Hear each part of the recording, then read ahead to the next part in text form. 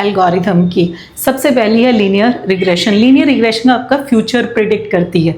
तो यानी कि आप बोलते हो कि मेरे इतना साल का एक्सपीरियंस है, तो 10 साल के बाद यदि मैं इस तरह से एक्सपीरियंस बढ़ाऊंगा तो मेरी सैलरी क्या होगी। तो ये एग्जाम्पल है लीनियर रिग्रेशन का। लॉजिस्टिक रिग्रेशन, अब लॉजिस्टिक रिग्रेशन होता है हाँ या ना, जैसे स्पैम है या स्पैम नहीं है, ये एग्जाम्पल है लॉजिस्टिक रिग्रेशन का। जो तीसरा है वो है डिसीजन ट्री, यानी कि आप चॉइस करें कि चॉइस करें, जैसे मुझे पिज़्ज़ा खाना है या नहीं खाना, खाना है तो मुझे कौन सा खाना है। तो इस तरह की जो चॉइसेस बेस्ड हैं वो कहलाती हैं डिसीजन ट्री। जब हम बात करते हैं रैंडम फॉरेस्ट, यानी कि बहुत सारे डिसीजन ट्रीज को मिलके यदि कोई एल्गोरिथम बनती है तो उसको हम बोलते हैं रैंडम फॉरेस्ट एल्गोरिथम। जैसे एक फ्रेंड आपको रिकमेंड करे तो आप क्या बोलोगे कि नहीं देखेंगे नहीं देखें, 10 फ्रेंड ने बोला ये मूवी बहुत अच्छी है तो आप ज़रूर जाएंगे।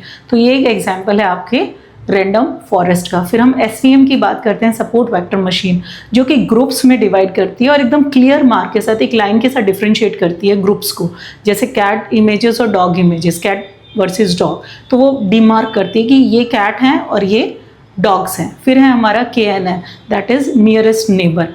ये क्या करता है KNN, आपके सिमिलर पैटर्न को ढूंढता है। तो जिसके आप नज़दीक होते हैं, जिससे आपकी सिमिलरिटी ज़्यादा होती है, वैसी आपको फीड करता है। तो बस इतने से ये एल्गोरिथम आपने सीख ली तो समझ लिया आपने मशीन लर्निंग 80% सीख ली।